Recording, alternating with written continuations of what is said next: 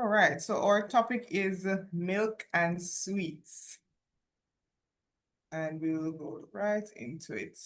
All right, so we acknowledge that the foundation of the health laws, the health principles, us keeping our bodies healthy is not only to live longer, but it is salvational because we understand from the series that we have done so far that our bodies are the temple of the living God, right? Yes, so it says that we should not be prevailed upon to take anything into the mouth that will bring the body into an unhealthy condition, no matter how much we like it. And that's a big deal, you know. A lot of times we love something, but then we realize that it's injurious to the body.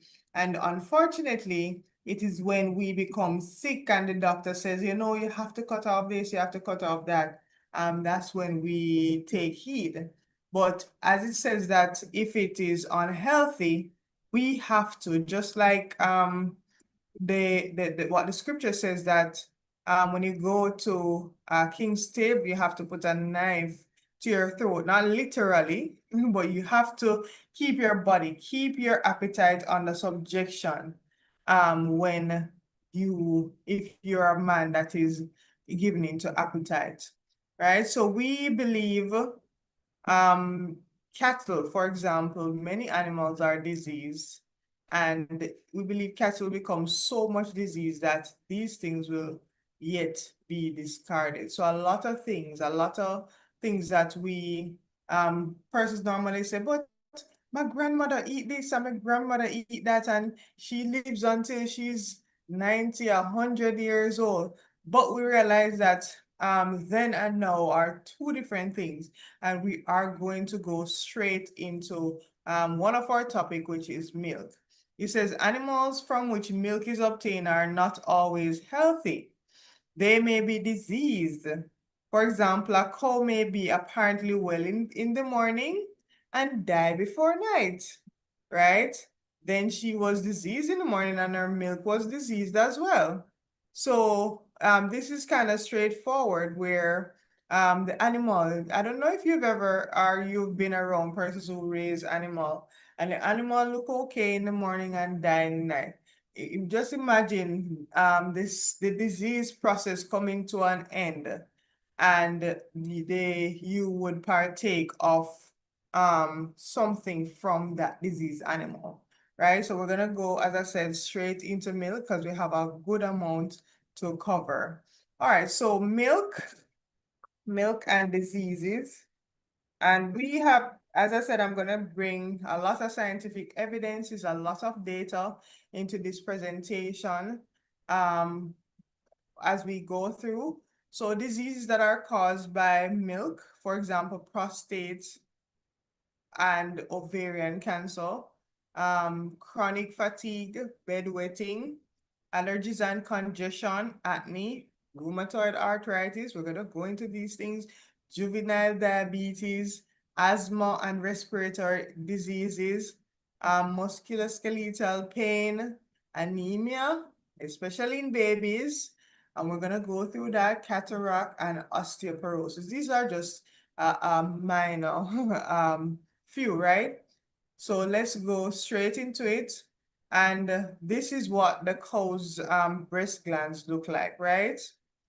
Normally, because they inject the cow with what is known as bovine growth hormone, it's a growth hormone that one stimulates them to grow more, as well as stimulates them to produce a lot of cow's milk. So when the cow has a calf, even sometimes after the calf gets old and, you know, on its own, the cow is still producing the milk. Why? Because they inject the cow with what is known as bovine growth hormone. And it tricks the cow's body to continuously produce milk. And with that, sometimes the udders, that's the breast, the udder, it tears. Sometimes they get infected. And with that, as the quotation said earlier, we get diseased products, which is diseased milk. So this is what it would look like. the milk, but we can't see it, right? And we're promised something. We're promised that when it is pasteurized, something happens. But we're going to go into that as well. So this is how it looks when it's infected. The milk also becomes infected. And so a lot of farmers, because the bottom line of milk production is what? Money, profits, right? Profit, they don't care. So that's the bottom line. And so if they can still get the milk, if they can promise you that they're going to do pasteurization and homogenization to get rid of these bacteria, they're going to promise that, and just to get that extra profit, that extra money. As we move on to the next slide, it says gut pus, milk does. We know that the system, as I said, the entire marketing and manufacturing, there are laws and policies that govern milk making, pasteurization, homogenization. That is the promise that, you know, it's put under high heat so that certain bacteria that would be in the milk would die and so on. But there are also laws that allow certain amount of bacteria in the milk as well as certain amount of pus cells, right? So these are the laws that govern it. It says about 135 million pus cells are allowed in the milk, right? You have bovine growth hormone in the milk. And we realize that even though you have a high growing rate of females with fibroids, endometriosis, and so on, because the woman especially, her womb is for growth, right? And so when you have growth hormones, that's the number one place that is targeted. And if the diet already is not correct, the bovine growth hormone, it stimulates growth of fibroids, growth of the lining of the wall, endometriosis. You also can develop endometriosis in different areas of the body outside of the lining. So you have a lot of females during that time of the month, they can bleed either from the mouth, bleed from the anus. Yes, because these endometrial cells, they migrate, right? So growth happens, this triggers growth. Antibiotics is also in the milk. Just like females, when you are breastfeeding and you are taking antibiotics, you know, some antibiotics, it goes straight in the breast milk. It's the same thing. When the cows are infected, which mostly they are, they develop mastitis and tearing as well. They are given antibiotics, and these antibiotics transfer to you, the consumer, right? And you realize that a lot of children now are becoming antibiotic resistant because they have antibiotic from the chicken, antibiotic from the milk. They're getting antibiotic when they go to the doctor. That's the first line of treatment now, and it wasn't before. And so we have bacteria now that is resistant to these antibiotics. And so so many diseases are happening now, are developing because of this. So that's something I always tell persons that, look, if you realize that, for example, the child always has a runny nose, no matter what you do, the first line is to take them off milk, take them off dairy, and we're going to go into that some more. Feces, yes, some amount of feces, fecal matter is allowed in the milk as well. Yes, right. So the 51 milligrams of cholesterol, we're going to go into that, 300 calories. So they give the guideline as to what the policies as to what can be in the milk. But we are looking at, okay, the milk is homogenized, it's pasteurized, and so it's good, you know, it's free from all of these things. But we don't understand that there are laws that govern that these are allowed based on how the cows are treated and how milk is produced. Okay, so breast cancer, as I said, that bovine growth hormone is what they use as a major synthetic protein that increases the milk production, and it is linked to breast cancer. Many studies have come out and link this specific protein, man-made protein, to breast cancer, and we know that breast cancer is a hormone-driven cancer. And it's banned in some countries, it is, right? But it's also included in the actual milk, and then the milk is used to make the products, and then we consume the products. And so we get the effects of these as well. All right, let's go to the next slide. We see also how cow's milk is linked to juvenile diabetes. Yes, it is. So early cow milk exposure may increase juvenile diabetes risk by about 1.5 times. And you're like, oh, just 1.5 times. However, the 1.5, remember that person, that child, is a gamble, because that child will have to live with that for the rest of their lives. Diabetes does not occur in diabetes-prone rodents. This is a study that was done, reared on a diet free of cow's milk for the first 2 to 3 months of life, indicating that cow's milk protein can trigger the disease, right? So these rats had the genetic predisposition to diabetes. However, they did not develop diabetes until cow's milk was introduced. And they realized that cow's milk actually triggered this disease. And we, based on the research, we see that there is a casein that is found in the milk, and is very similar to the protein that makes up the beta cells. And when it is introduced in the body from a baby state, guess what?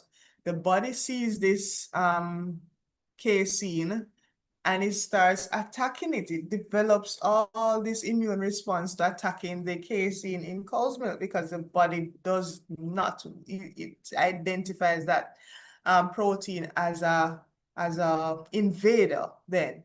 But guess what? That protein is similar to the protein in the cells of the pancreas that makes the insulin. And so the poor little baby with this undeveloped immune system targets the cells as well in the pancreas. And because of that, you have less cells, less beta cells to produce the insulin. And so this baby now is fully dependent on insulin, on outside insulin, right? Yes.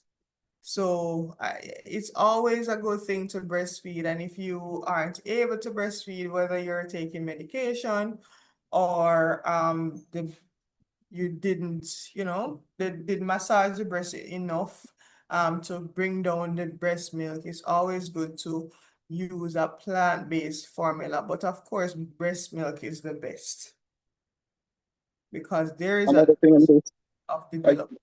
just before you change gears on this here, Go some ahead. other things that even if the mother is feeding on dairy and she doesn't feed the baby on dairy, it is still possible Thank you. for Yeah. the child to get this nevertheless, because the breast milk is one way of the body losing things that it wants to get rid of. And the problem here again is the protein. The body doesn't know what to do with it. And so a good place to shift it off out of the body is through the milk. And there you go. So the baby can be exposed to it from an early stage if the mother herself is feeding on it. Yes, thank you so much. Yes, because it passes through the breast milk as well. Independent diabetes mellitus, that's what happens in adults. Same thing really. Researchers from Rome and London said that they studied 47 patients who had recently developed insulin-dependent diabetes. That's when you have to give the insulin injection because the body itself is not producing the insulin. They call it IDDM, and found that 51% of them had immune cells that grew and replicated when exposed to a protein called beta casein found in cow's milk. Wow.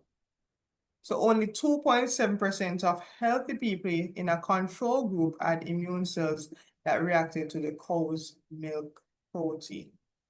That's a big deal. Yes, just earlier on you mentioned about antibiotic exposure through so many things that surround people. I mean, the antibiotic in the animals, the antibiotic in milk.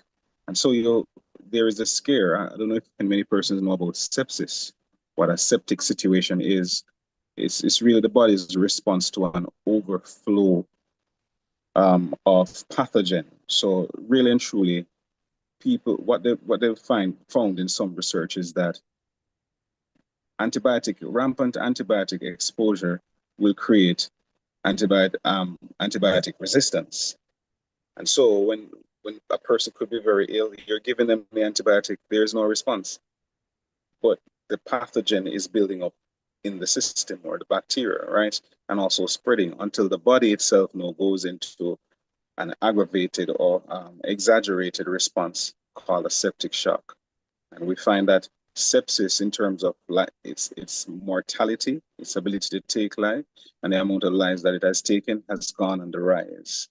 And one school of thought is that the antibiotics that people get for everything when they go to the doctor, the antibiotics that they are exposed to in the flesh and the milk and all these things, it's creating a situation where people are very antibiotic resistant. And it then lends itself to the possibility of a septic situation and resulting in death. Yes, thank you so much. Absolutely. All right, so we'll move on to cataract, and it's so different because as you grow older, the school of thought is you need to drink more milk so that you can get your calcium in, right? And we also understand, especially as if you're Black, that the Black people are 90 to 99% lactose intolerant. So naturally, our bodies do not produce lactase, which breaks down that lactose in the milk, right? That's the sugar in milk. And so that's why we normally go to the bathroom quickly. So different from the Europeans, and will that have more lactase, which is the enzyme that breaks down the milk, because of their continuous diet after the baby is born. You have renning, which curds the the mother's milk, sorry. But what happens is that they go straight to cow's milk. You know, they feed on it, and so their body continuously produce lactase as a nation. But the thing is that, and we will go into that, that with that, we realize that the rate of infertility in Europeans is very high. It's literally 1 in 4 persons are infertile because of that. And when we come back to the cataract situation, our bodies, as I said, it does naturally break down galactose as well. And because of that, this, as it says, galactitol is accumulation in the lens, and it leads to cataract. So this turns what we understand on its head, right? That the older you get, the more you need cow's milk. Now, we realize that that's just one of the manufacturing myths. And this is coming from a postgraduate medicine 1994 journal. All right, so iron deficiency, we see that in babies, you have iron deficiency.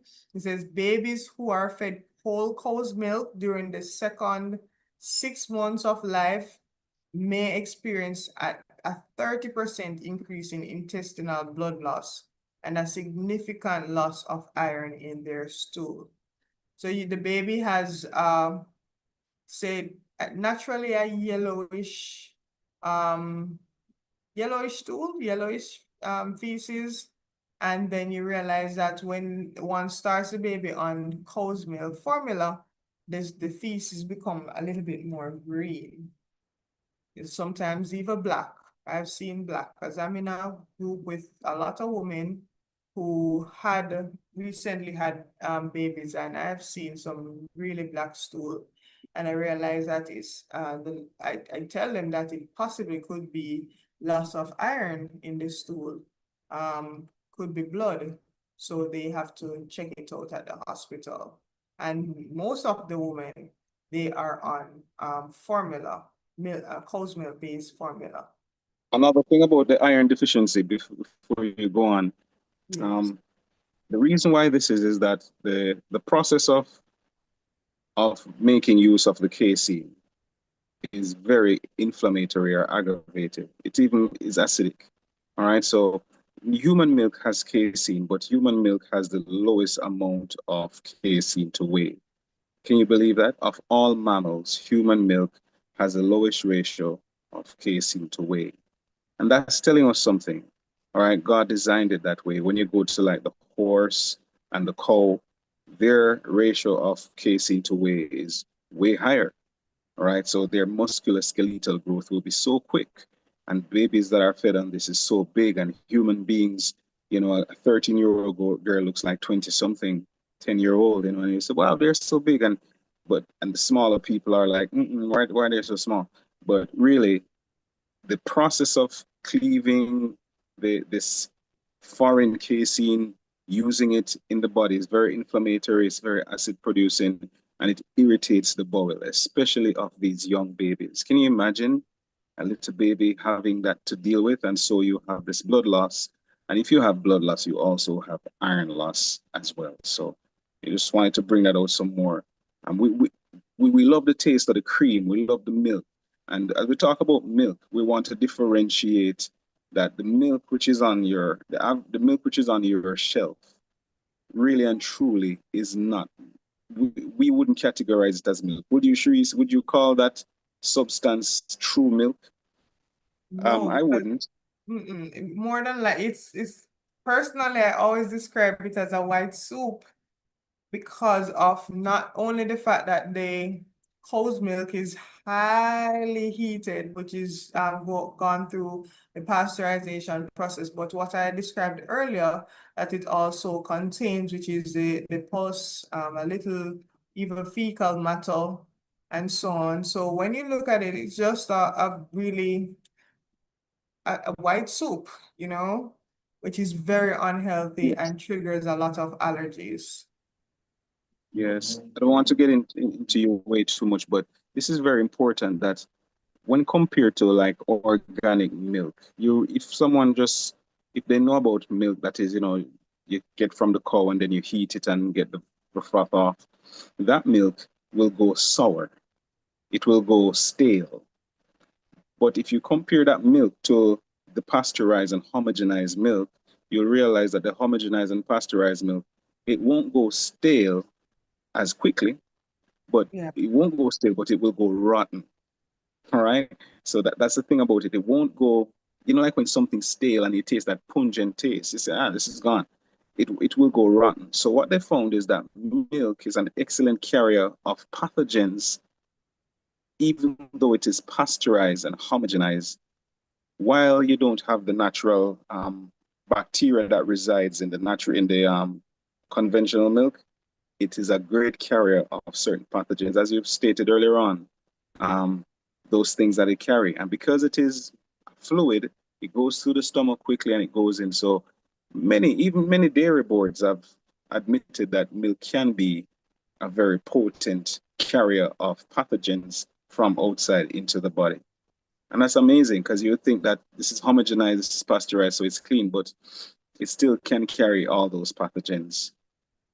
Absolutely. Yeah. Thank you.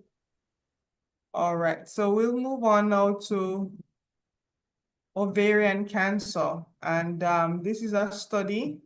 Daniel W. Kramer of Harvard Medical School and his co-workers said 5 years ago, Kramer linked galactose, that I told you that's the sugar in milk. It linked galactose consumption with increased risk of ovarian cancer. To look for hints that this sugar might also affect fecundity.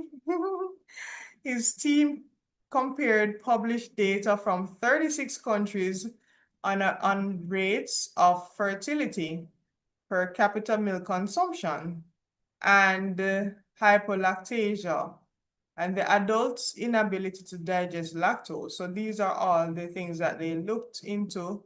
And it says in February 1, American Journal of Epidemiology, they now report a correlation between high rates of milk consumption and waning fertility beginning in women just 20 to 24 years old.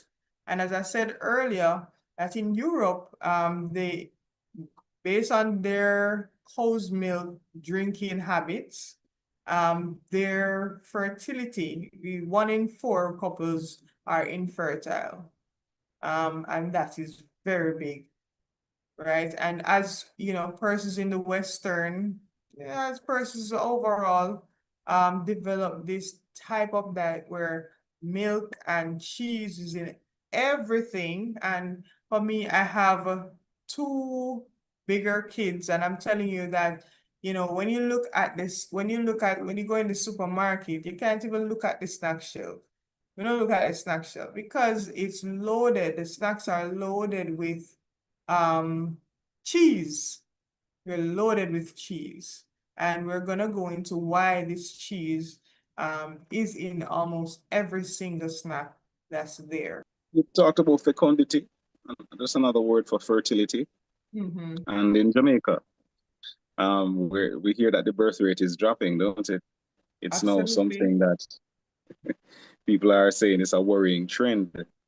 But I believe it's multifactorial why that is. But one of the factors that I believe is the diet. And it has to do with something that we're not looking at, something which is so pervasive and ubiquitous. It's all around to the point that we would never guess that this could be the reason. But this right here, this is screenshot worthy because this is big news. You want to tell me, and you know that there's a link to ovarian cancer and fertility. That's great to know. Thank you for that. Absolutely.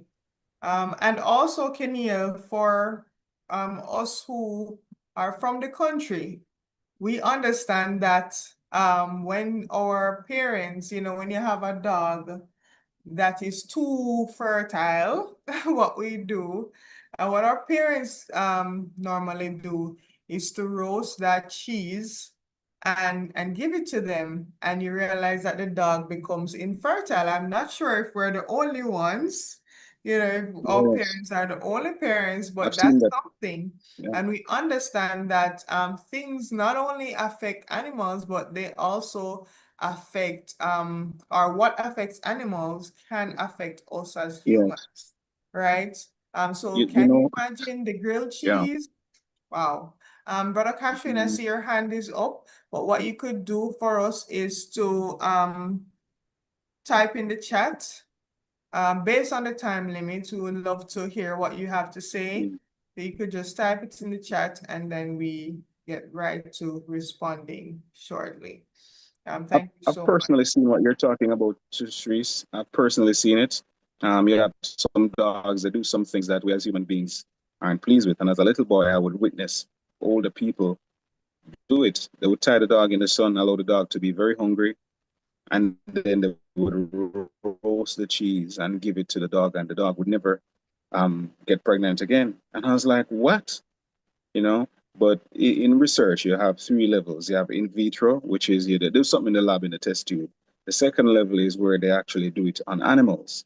And many results and many things that people publish in the world are based on animal studies. That right there, to me, is an animal study. It's just that the human body, the third level is a human study. But it's just that the human body is more resilient. But over time, the same results take place. We're very similar to these animals in many ways, yet different. It's just that we are more resilient. But give it time, the same results happen. Absolutely. And we know that even with the Pottinger study with the cats, where he fed the cats meat and milk. And by the fourth generation, infertility took in, which they could not bear offsprings, right? So it shows that our diet and the future generation is very much linked, right?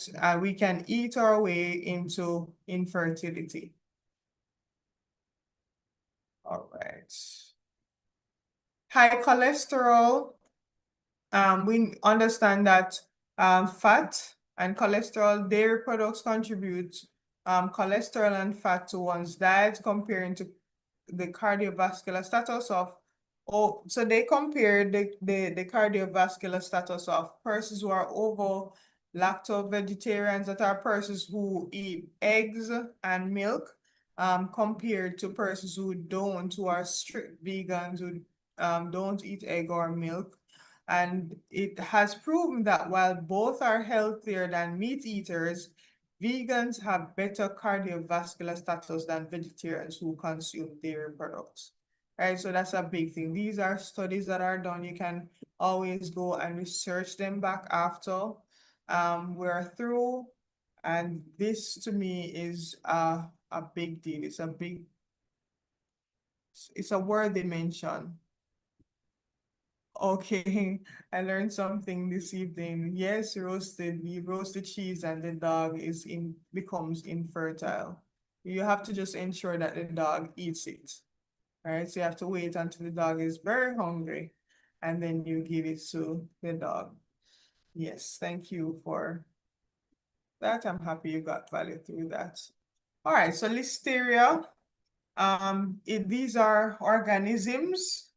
It's listeria organisms excreted in cow's milk, escape pasteurization. So these are bacteria that the milk is pasteurized, but remember I said that based on policies, some bacteria is allowed, whether bad or good, is allowed in the cow's milk during the manufacturing process, right? So they see that listeria escapes the pasteurization. So high heat is on the milk is passed through high heat, but yet still these organisms pass through, they remain in the milk. And it says it grew well at refrigerator temperatures and were ingested by consumers. And he said these results support the hypothesis that human listeriosis can be a foodborne disease and raise questions about the ability of pasteurization to eradicate a large inoculum of listeria from contaminated raw milk. So no matter what they do, based on the high heat that is given, this organism is passed through it, right? It still remains in the milk. And when you put it in the fridge, it grows, it multiplies, and you realize that humans have listeriosis, and that you don't want to have that. Leukemia, we also will look at leukemia. Cows infected with BLV, which is bovine leukemia virus, had significantly greater milk production than their BLV, which is bovine leukemia virus infected herd mates, which could mean that more BLV tainted milk is being produced than previously estimated. So think about it. You have one cow with the bovine leukemia virus. They're laden with the bovine leukemia virus, and you have another cow that doesn't have the virus, right? However, the cow with the virus produces more milk, and you're in a milk production business. Now, which cow would you think that a man who is just thinking about profit would pick? The one with the leukemia virus, right? And so you're getting that milk, that cow's milk on the market, and with the leukemia virus. And we see that this can be passed from the milk to humans. Look at it. So this lie that we were told that, milk is very healthy, as in the cow's milk in the box is very healthy and it does this and it does that, it also brings negatives to it. And some of even the positives are not true.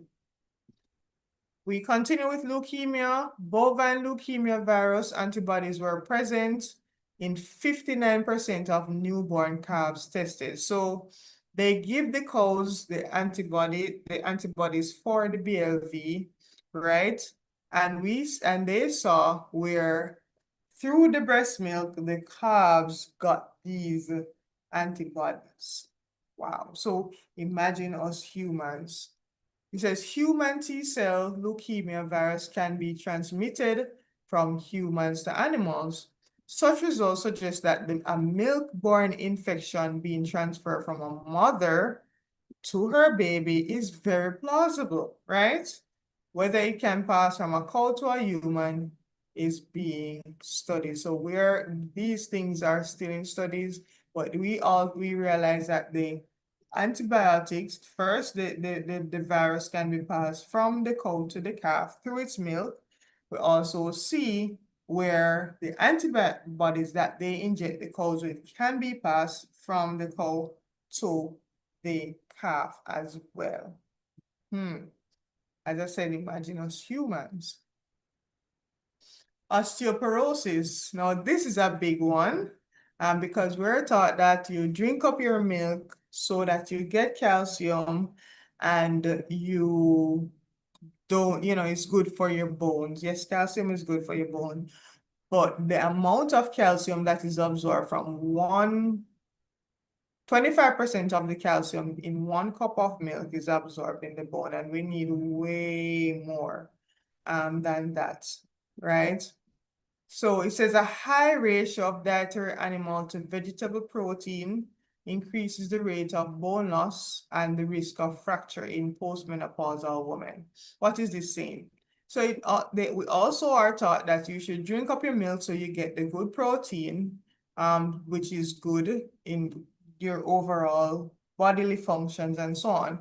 But they saw where the eating of animal protein causes a wearing away of calcium from the bone. Yes, they've seen that. And a lot persons who are out there, health professionals, persons you see a very high rate of osteoporosis now. When you have the protein fad now, eat up your protein, you have a bodybuilder now blending up, boiling a whole chicken and blending up the chicken and just dropping it down in what, and we see that as the increase in the protein from the animal, we also have the body's trying to break down all that protein. So it takes the calcium from the bones to try to break down and reform that protein. And so we have osteoporosis. And milk, cheese is very, very concentrated with this very bad protein, which is called casein. And unfortunately, you see that even in your coconut milk. You go to the supermarket, you take up that bag of coconut. You're saying, oh, coconut milk is from coconut. But when you look at the back, you see casein. You're like, what's happening there? So cow's milk and the protein, which is very bad for us, is very concentrated and even in our very coconut milk. So that's something that you can look out for. It says women. Okay, sorry. Woman, No, when you're through, when you're oh, through. thank you. Women in the highest quintile of ratio of animal to vegetable protein intake had nearly four-fold greater risk of fracture, wow, compared with women with low ratios, independent of other risk factors, including age, calcium intake, weight, estrogen use, smoking status, alcohol use, and total protein intake, right? Which is very big. Yes, Keneil, go ahead. No, you raise a very good point there now about reading the labels because you have milk-free, lactose-free. We want to raise it to people here and those who will watch this video that these are legal terms. Lactose is just the sugar which is in milk. All right. That doesn't mean that it is totally free of all milk derivatives, Yeah. especially the protein, which we found out is so bad. All right. Another thing is milk free. Milk is the entire constituent. But someone, if a manufacturer puts what you've just spoken about, casein in it, technically casein is not milk. Casein is the protein part of milk. So you can't take them to court and win because they did say milk free and they did say lactose free. You see, Yes. and we've seen this when we were looking at some vegan cheese, and we just had to give up. We're like, all these things are contaminated, so we have to learn how to read our labels, and we have to develop a mindset which is not so um, bought and sold, hook, line, and sinker. Because it takes nothing for the dairy board to pay a physician who has a white coat to come on and tell you that milk has calcium and it strengthens your bone. You've heard this evening that it causes osteoporosis. You decide who you will believe. Sometimes we are so mentally enslaved that no matter what someone who has done their homework comes and show you, no matter what is out there in the public, once someone who has the name doctor comes and say, I've seen it, and I've challenged a doctor on it, and I said, he's an orthopedic surgeon, and I said, how can you say that? He's not carrying me or bringing me. He's not going down that line with me. He's already gotten his pay. September is cheese month. I remember it was September cheese month. And I was like, come Okay. on, doc. Or how do you mean that? You know? So, here is truth. And the truth will truly make you free. Thank you. All right. So asthma and allergies, and I've had many persons who have had asthma, and within 6 months of coming totally off dairy products, the asthma disappeared. Yes, yes, yes. Dairy is very, very, very allergenic. And as it says, why is my baby unhappy? Could it be a milk allergy?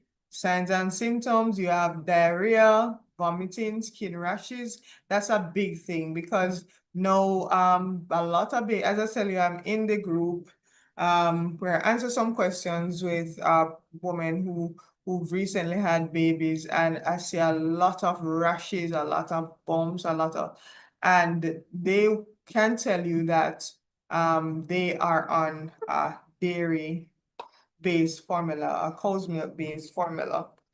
And, some of them I have to just say, look, you need to come off. You need to find an alternative formula in your country because some of them are from Africa, America, and so on. So you have to find out what's in Jamaica is not necessarily in Africa, but the eczema is a big thing. And one of the major things you can do is take your baby off. And even for adults as well, you have rash, acne, develops in acne, because the body wants to get rid of this excess casein, this excess galactose, right? So it develops in different forms like acne in adults. Extreme fussiness, low to no weight gain, gassiness, blood in stools, as I said before, reflux. And unfortunately, I remember my friend was giving her testimony of a baby, and the baby would always, like, whenever from they introduced her to cow's milk formula, the baby would always regurgitate and swallows. You chew the thing, whatever is more, and swallows, and that happens up until the child was like 3 or 4, and they realized that it's a severe form of milk allergy. That's what she said. And so we have to look at these, we have to pinpoint what's going on and get rid of this thing out of not only our diets as adults, but even baby. For me personally, I always think that it was a curse for me because I in from I was little growing up, I always see my friends drinking milk and stuff. And whenever I drink milk, my chest tightens, I get congested, I have a headache. So even when I go out and I have potlucks, and I eat certain things, once there is milk, maybe the person use coconut milk with milk in it or so, right away I feel congested. And sometimes even with the headaches comes like 2 days after. So whenever someone says, I've been having some wicked headaches and so on, I say, have you recently eaten anything dairy? And they would have said, yes, but 3 days ago or 2 days ago or last week. But that's how casein works. It's very allergenic and it stays in the system and it affects you. As I said, it affects me 2 days after. So the natural person who is on the go, not seeing that look is the milk that you drank 2 days after, is affecting you. So you have to understand your body and try. When you see things, if you know that you're easily tempted with things, don't go certain places and carry certain things in your house, right? Keep your body under subjection. So you have food allergy reactions. It may occur immediately within minutes after the child eats or drinks. Reaction may even take several hours or days to develop after a child eats or drinks. So sometimes it's really hard to pinpoint if it's really the milk or if it's really the little chocolate where you give the child, or if it's, the little piece of cheese or the cheese sticks that you give the child. A week ago, and this is happening now. So it's always good to just wholly eliminate that from your diet. So there are approximately 1 million infants and children with a milk allergy in US. Milk allergy is the most common food allergy in infants and young children, and many times it is overlooked. And I can tell you also, it is in adults. You have adults suffering with severe migraine headache. I said, get rid of the milk, take it out of your diet. Every dairy product, see it and wish it well. That's our saying here in Jamaica. Do away with it, right? Because it's very allergenic. Keneil, do you have anything to add before I move on? Yes, allergenic and post-producing. I mean, And one of the things that, yes. yeah, that creates most allergies in most people is milk. So one of the first things to do if you want to have less of your allergies, just drop the milk and see. Yeah. Yes, correct. So true. As you said that, I realized that there is a habit, I don't know, but a lot of persons, you just walk in and you just see them hawk and spit. And, I realize that I'm seeing it so often. And I think that one of the major things it could be based on the milk ingestion. You just always have some cold, is the overproduction of mucus that's there. And so, as I said, the best way to even eliminate those things, or a child who always has a runny nose. You see the child last year and this year, throughout the entire of last year up to this year, the child has a runny nose. Get rid of milk and dairy from the diet. Yes, turning off cancer. Can you go ahead and go through this? Yeah, I mean, this graph here comes from this very important book. I don't know if you can see my video, but I'm holding it up right now in my video. It's called the China Study. And this had to do with the protein which is found in milk called the casein. Now, this is very important because what they show, these two tables are showing you let us look at the bottom table, for example.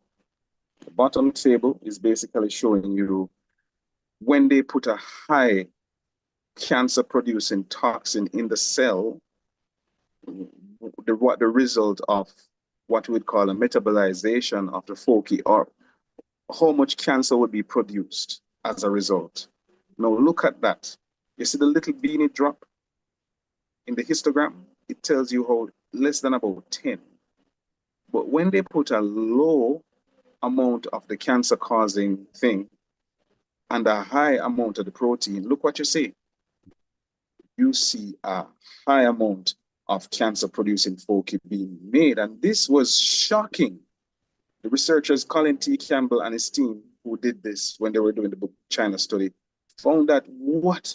This doesn't make any sense. We would think that the more cancer producing toxin you put in a cell, the higher the cancer result would be of the cell. But they found the exact opposite.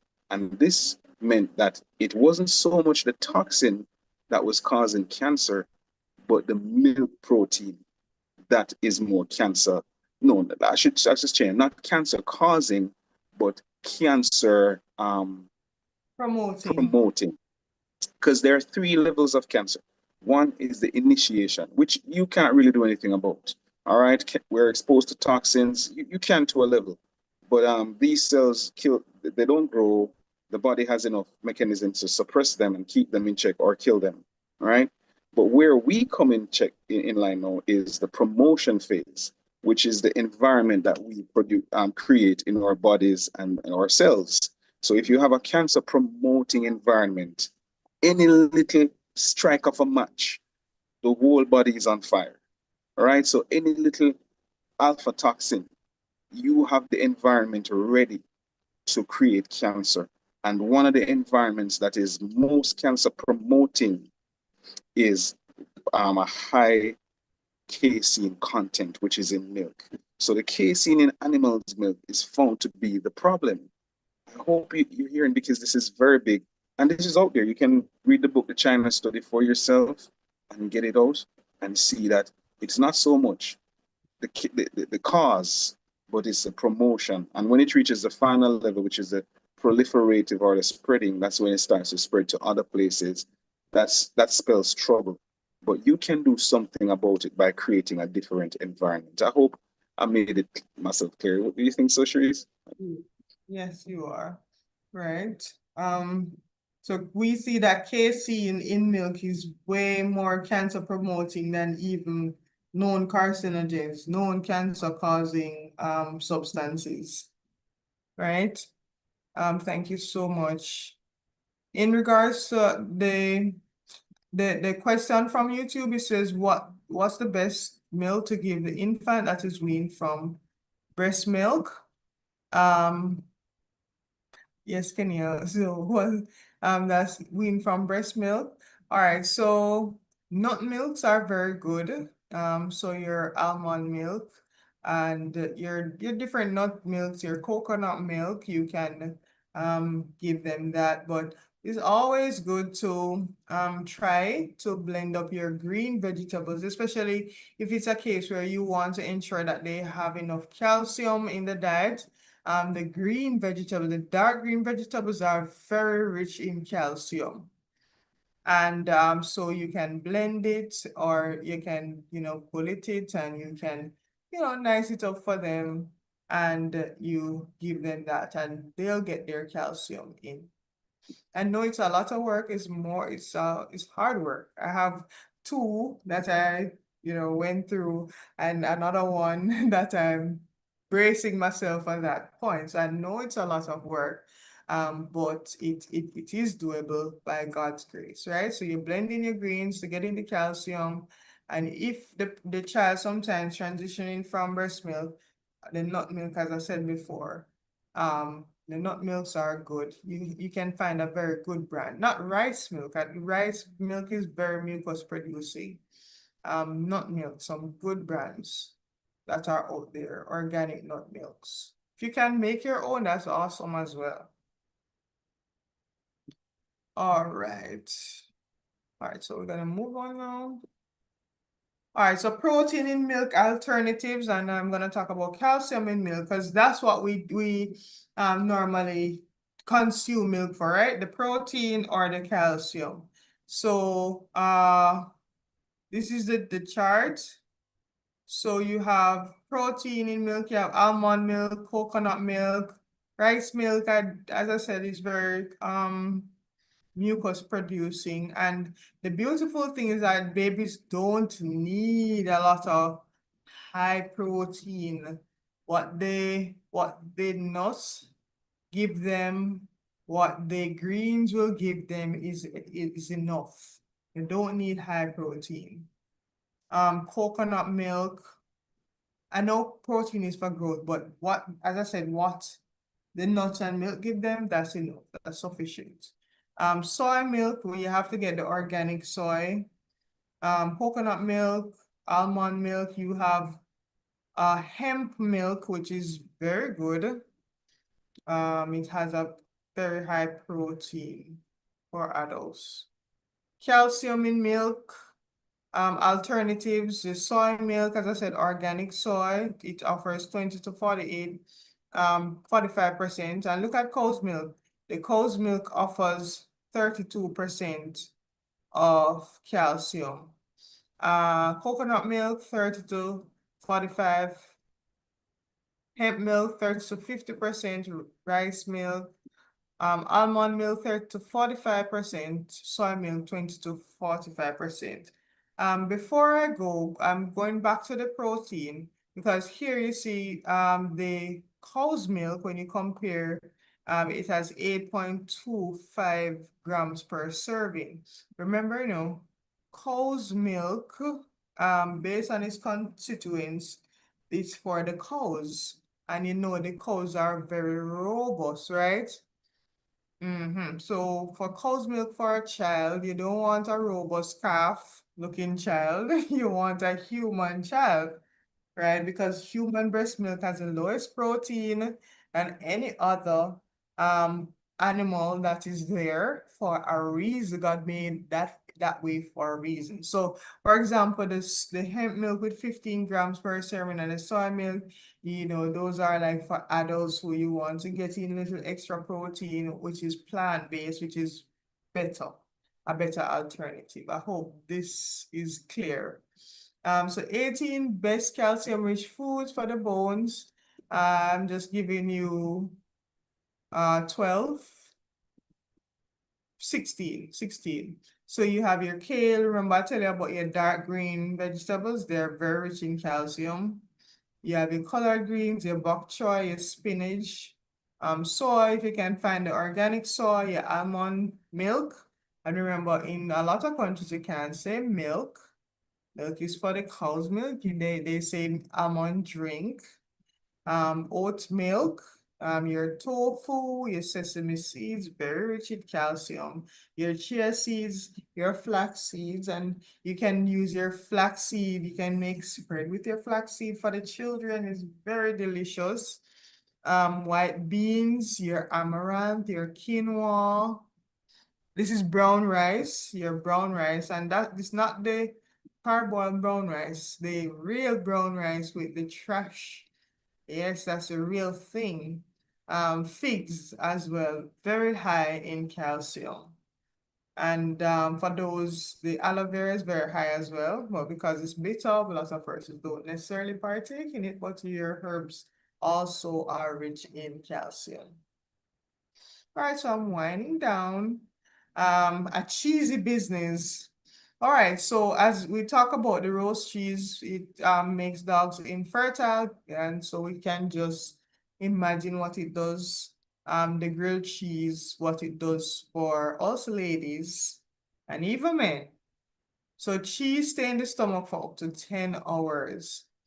And I mean, when you go to the European restaurant, they give you wine and cheese. It's for a reason. So it stays there so you don't get hungry quick. But think about the after effects. Cheese is very acidic, so it draws on the poor little calcium carbonate in the stomach. And it also, persons who have ulcers are, the stomach is more prone to getting ulcers. Ulcers develop if you overeat cheese, or you know, that's your go-to. Ulcers normally develop. Cheese is very addictive, as I said. That's why they put it on almost every snack. Now you have banana chips with cheese. You have all these chips with cheese. Because it's addictive. It says cheese is highly addictive because it contains concentrated amounts of casein. Yes, that bad protein that we talk about. A protein that breaks down digestion to release casomorphins. And that's a malmorphin-like compounds. Yes, so when these compounds bind to your brain opioid receptors, they trigger a dopamine release. I feel a good feeling, like a high, creating a cycle of pleasure and cravings. So you see why you have children and they want the snacks with cheese. They want everything with cheese on it because it gives them that little punch of high. But it's not good. It affects the brain over time. It pushes you into not only that temporary high, but also into Alzheimer's stage when you get older. And for a woman who, you know, you want to have children, cheese is a no-no for us. Right? So sugar, I'm just gonna touch on sugar and then I wrap up now. Sugar, we realize that there is a very high increase in diabetes nowadays.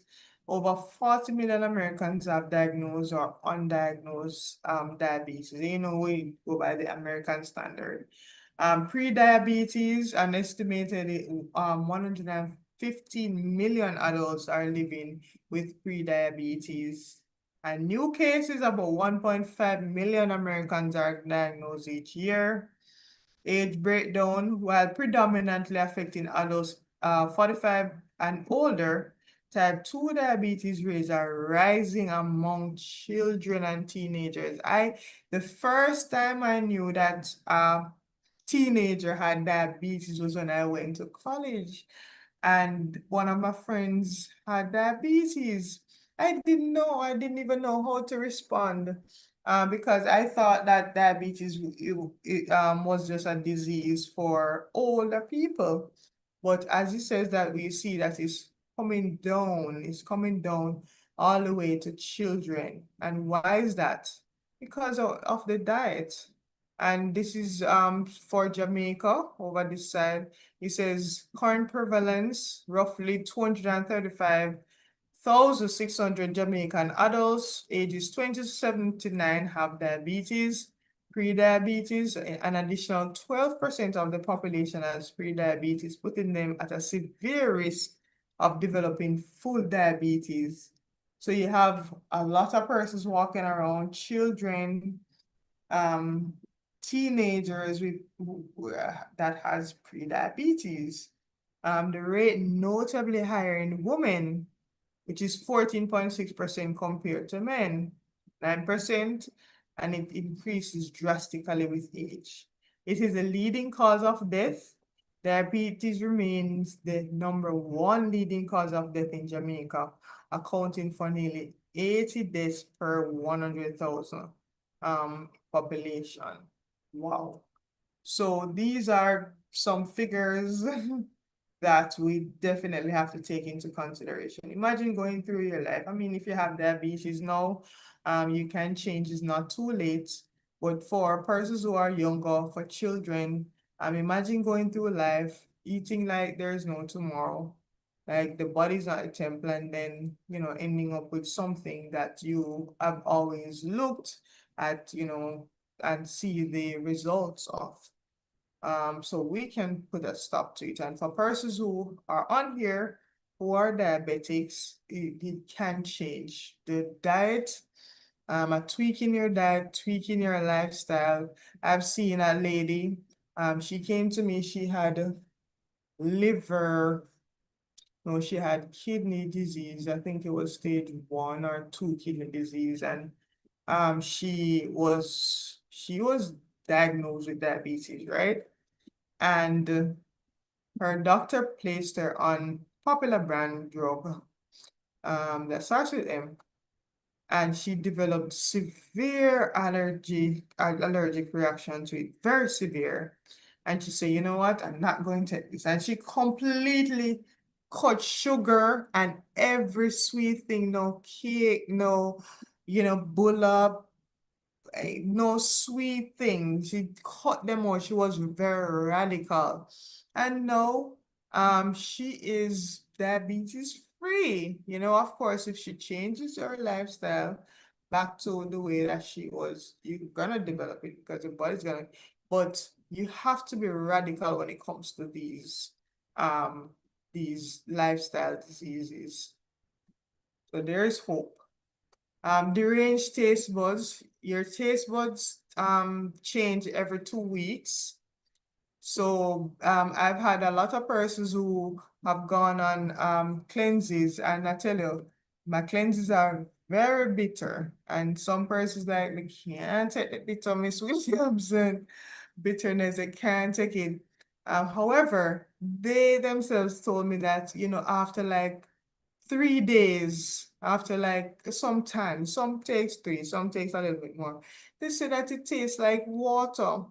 And why is it that way? Because the tongue is amazing, it adapts. So if you change, the tongue will change with it.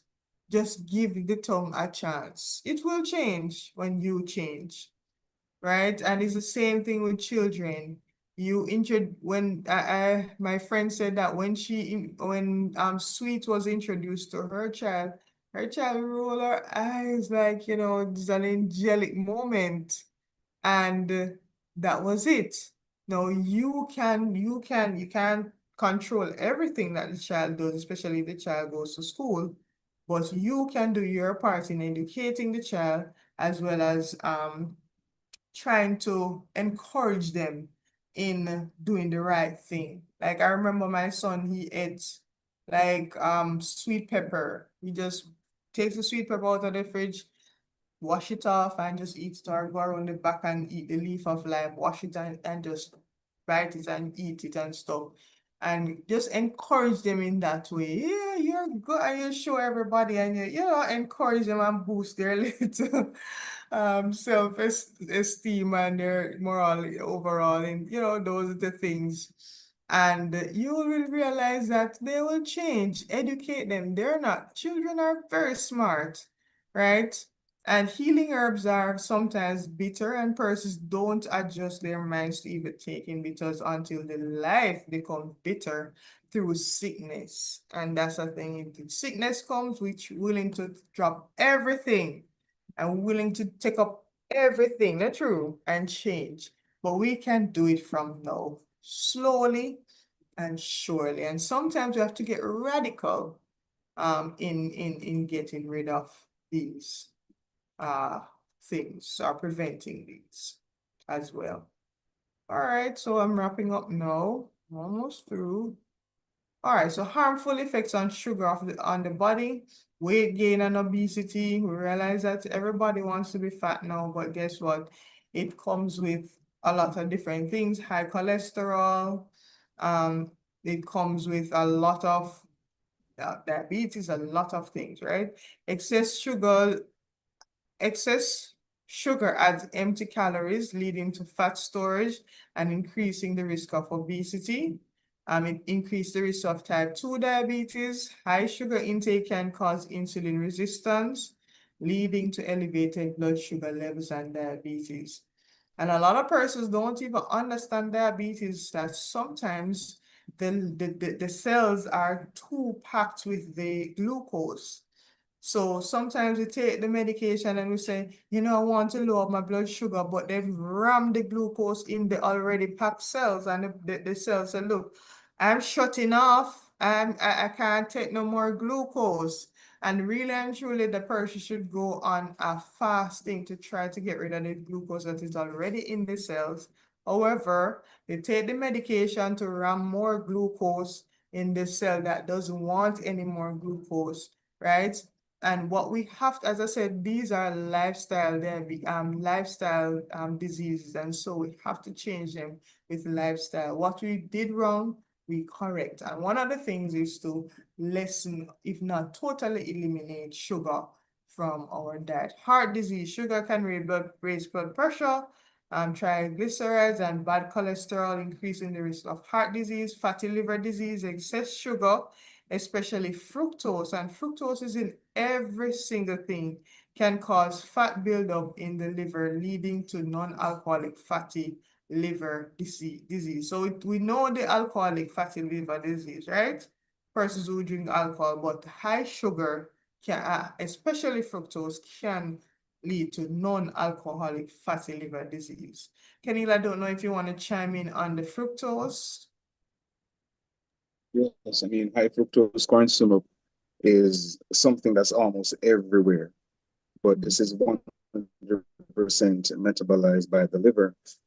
And the liver comes under severe taxation from it. So as your liver is receiving, one thing we want you to be looking out for is this constituent, high fructose corn syrup, and avoid it as much as you possibly can. The liver now becomes a fat storage organ. Isn't that something? Your liver, which should be free of that load, now has that extra amount of fat because of high fructose corn syrup. It is not a friend of your liver. All right. So when it comes to sweets, you want to look out for that. It's in a lot of things too, condiments, spices, and things that people use to prepare their food. So just be on the lookout for that. Yeah. Yes, thank you so much for that, Keneil. Okay, and tooth decay. Sugar feeds harmful bacteria in the mouth, producing acid that erode tooth enamel and cause cavities. Inflammation, that's a big thing now. Everybody wants to come off the inflammatory diet and to start going on some anti-inflammatory diet. But we see sugar, high sugar, it keeps the body in an inflammatory mode. And as I said earlier, one of the major symptoms or signs is the high mucus buildup. Weaken the immune system. Too much sugar may impair the immune system, making the body more vulnerable to infections. Premature aging, sugar can damage collagen and elastin, leading to wrinkles, sagging skin, and other signs of premature aging. Mood swings and fatigue, that's a big thing. A lot of persons are, unfortunately, on a suicidal rampage. Maybe one of the things that we, could be taken out of the diet to help the situation is sugar. Sugar causes rapid spikes and crashes in blood sugar levels, leading to mood swings, irritability, and low energy. And sometimes it can push you into a depressive state. Increased risk of certain cancers. High sugar intake has been linked to an increased risk of certain types of cancers, like, for example, colon cancer. Quotation from the book, Constant Diet and Food. It says, many understand how to make different kinds of cakes, but cake is not the best food to be placed upon the table. Sweet cakes, sweet puddings, and custards will disorder the digestive organs. And why should we tempt those who surround the table by placing such articles before them? This is so major because, cakes are nice and sweet and so on, but these are things that if we want to not only be healthy, but remain healthy, we have to wholly take out of our diet. These mixtures are unhelpful. No one can have good digestive powers and a clear brain who will eat largely of sweet cookies and cream cake and all kinds of pies and partake of a great variety of food at one meal. When we do this and then take cold, which is have flu, the whole system is so clogged and enfeebled that it has no power of resistance, no strength to combat disease. And we see that earlier as well. High sugar in the diet, milk in the diet, cow's milk in the diet, it lowers our immune response or triggers an immune response, which pushes the body as well into inflammation, into an inflammatory stage. Yes, Keneil, you have, okay. All right, so No, sources of, yes, go ahead. sometimes people might say like, oh, you want to rob all the niceness out of life, you know. But I believe that there is a progression. When I was a little boy, I think a lot of times going to get ice cream was like on a weekend, maybe like a Sunday. Come on now. Even in the evenings, you have the ice cream depots filling up. We talk about like maybe it was just me and the socioeconomic way in which I grew up, but even KFC, when my parents or grandparents would get that thing, it was like maybe once a month, or but no, KFC is for lunch. KFC is no longer something that, you know, it's something that people have all the time. No, the point I'm driving at is when you do something that you think nothing of, you tend to increase that amount of it. Now, what we want persons to know is you eat largely of cakes, sweets, and all these things. We're not taking out all the niceness out of life. All right. But what we're saying is we want you to know what you're doing.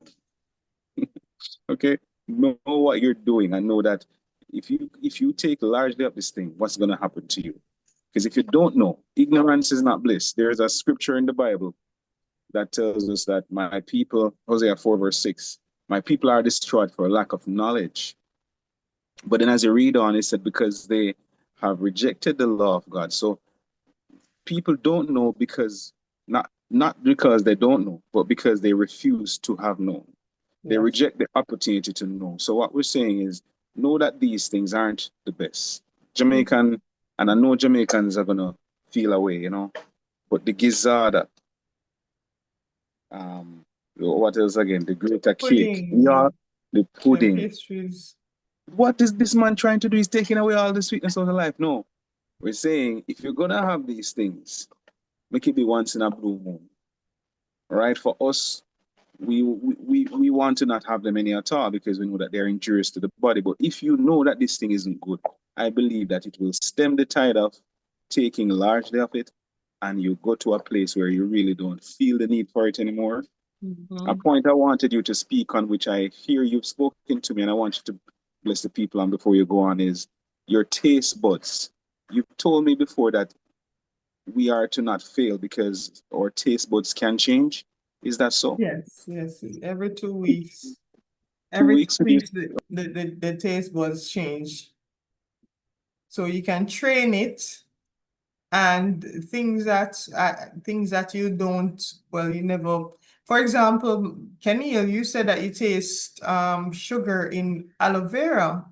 That's Yes, a yes, that's that's a huge training of the taste buds.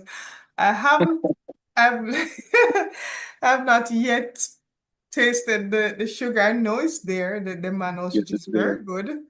But I haven't tasted it as yet, but I know that one day will come which I Yeah. taste the sugar in Oh, the we aloe want to, vera. yeah. But that's so Oh, amazing because your body changes, and when it changes, when you give it more greens, when you give it more good stuff, it changes, and then you find that even the things that you used to eat that was nice and they're too sweet. When you're yes, yes, training, you realize that things that you used to eat, they upset your stomach, yes. right? Mm-hmm. And we want to encourage parents, especially, not to give in. See, if you made a mistake on giving your child sweets, you basically chip them brain. Them brain get a lick. The circuit breaker chip. The eyes even twirl around sometimes. And it's hard now to get them off of it. And you're like, oh my God, this, but just giving. But if you're giving, you're not doing your best for your little ones that you love. Okay. know that their taste buds can be retrained, and something happens. Sweets have a way of not allowing them to love green. All right. Some children will never take any green again because the sweets have Mhm. taken over. But have no fear. If you persevere and you continue and you are creative and you hold the ground, given some time, the brain will change and even the taste buds can change again. Yes, and encourage them to, and offer the fruits and the vegetables in colorful array. And because you have to help them, because when you look at the sweets are very brightly colored, which attracts them. So if you're going on a mission of trying to combat what, the manufacturing companies are doing, your child's plate has to be bright and pretty as well with the good stuff. For myself, I make my own ice cream, and that's once in a while. You get the jackfruit and you have your soy milk and you blend. I just blend both of them because the jackfruit is naturally sweet. I just blend it, and that's our little ice cream, every now and then. Or you have I like beetroot ice cream as well. I make that. I blend it out, and you blend it with your nut milk, and that's it. That's it. There, and it's so delicious, right, Keneil? Not because you're on here, but No, no, truly. no, for real. I've always told you that I can't believe it. And the simple ingredients that you use, I'm like, this is amazing. Mm-hmm. Right. So, and then that's every now and then. So you can be creative in your kitchen, and you can do the right thing from now. Because as I said, the sweets, it triggers a lot of insulin in the blood of the children, and it triggers growth too. And you see children, even now, little girls at 7 years old, they have a menstrual period. What are they doing with menstrual period, So because of the diet, the high sugary diet. If for yes, and I'm gonna just go through this and then close off. If for dessert, sweet cake is eaten with milk or cream, fermentation will be created in the stomach, and then the weak points of the human organisms will tell the story. The brain will be affected by the disturbance in the stomach. When your stomach is disturbed, the brain will be beclouded. And also you have so many other issues. You have headaches, you have the fatigue that comes on with this mixture of milk, sweets. Large quantities of milk and sugar eaten together are very injurious to the body. You take ice cream, it's milk and sugar. Cake, milk and sugar. It's very injurious. Our children should be taught to deny themselves of such unnecessary things as candies, gum, ice cream, and other knickknacks, that they may put the money saved by their self-denial into the self-denial box. So you have your little box. Whatever money they would spend on sweetie and stuff, let them save it, of which there should be one in every home. So that's something that you can instill if you're so moved. But as I said, it's an upward battle, especially if they're going to school. When you're going to school, they buy anything that they want, and life is life is rough, always on the go. But if you can, you try your best in implementing these things, in cutting out sweets, you're doing right by them. Doing right by them is not only academically, but it's also lifestyle, what they eat. That's also doing right by them.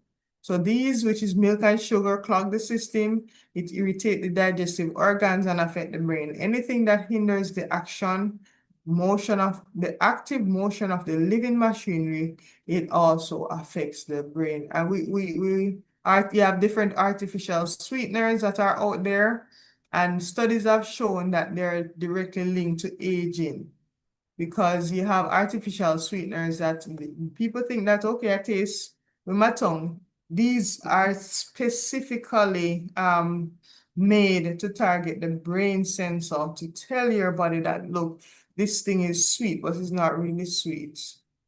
It's just the brain, how it affects the brain. All right.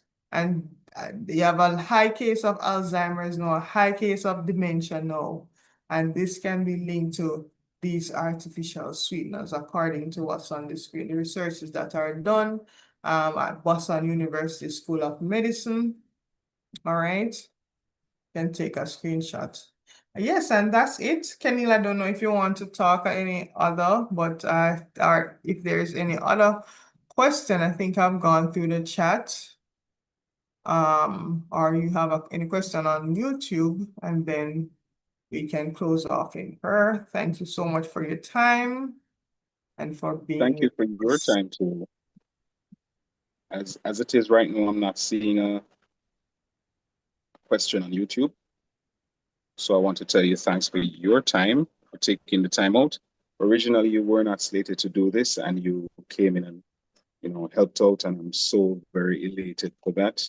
And I know that you are very conversant on this topic. Indeed, there's much more to say about this topic, but just in keeping with the time and so on, we'll bind it off here. In the future, who knows, we'll have a more roundtable talk on this, some evidence-based. Something I want to say is that our approach to health and wellness is not just evidence-based, it's faith-based. We Absolutely. come from yes, a lot of times, we say, okay, well, there's no research to show this or so on, but we come from the philosophy and the mindset and the background of the biblical standard, all right? And here we're guided by two books as well, which are coming from the biblical standard. So we combine both faith-based and evidence-based medicine and health approach for best results, all right? So Schrice, Williamson, thank you for your expertise and what you've shared here this evening. Very alarming information. Don't take it lightly, folks. If you're here, go back over this when it is posted and view it and really use it as a starting point to do your own digging, your own reading, and educate yourself. We're in a place today that we have to educate ourselves in the care of our bodies, because all of us have one, all right? And God expects that of us. So we're going to close off here. And next week, we'll be going into grains and bread, fruits, grains, and breads. We'll have a representative from Scattering the Light Ministries who will be here to share on that. And you might be surprised how proper bread is made. All right. So we have a lot to learn, and we're happy to be learning on this journey with you. We pray that you are truly being blessed and that you're taking advantage of this information. It's worth so much, and that above all, you are incorporating it into your life.